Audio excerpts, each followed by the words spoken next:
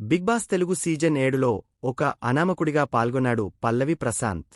మొదట అతనిని చూస్తే ఎక్కువ రోజులు హౌస్లో ఉండలేడనుకున్నారు. కాని ఎవరూ ఊహించని విధంగా రైతు బిడ్డ ట్యాగ్తో ఏకంగా బిగ్ బాస్ విన్నర్గా నిలిచి సంచలనం సృష్టించాడు పల్లవి ప్రశాంత్. బిగ్ బాస్ హౌస్లోకి ఒక్కసారైనా వెళ్లిరావాలన్నది చాలా మంది కల. అందుకోసం ఎన్నో ప్రయత్నాలు చేస్తుంటారు కూడా. అలాంటి కలను నెరవేర్చుకోవడమే కాకుండా ఏకంగా విన్నర్గా నిలిచాడు పల్లవి ప్రశాంత్. ఒక కామన్ మ్యాన్గా హౌస్లోకి ఎంట్రీ ఇచ్చిన అతను ఏకంగా బిగ్ బాస్ విజేతగా బయటికి తిరిగొచ్చాడు.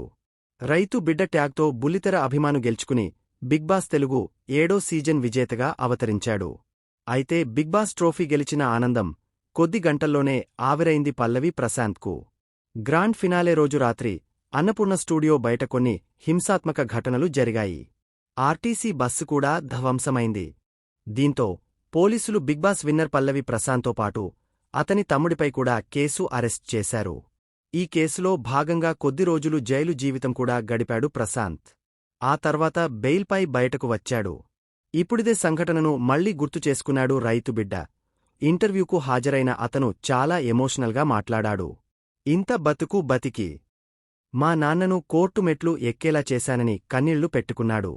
ఆ రోజు జరిగిన సంఘటన తలచుకుంటే నాకు ఇప్పటికీ బాధగానే ఉందని భావోద్వేగానికి లోనయ్యాడు.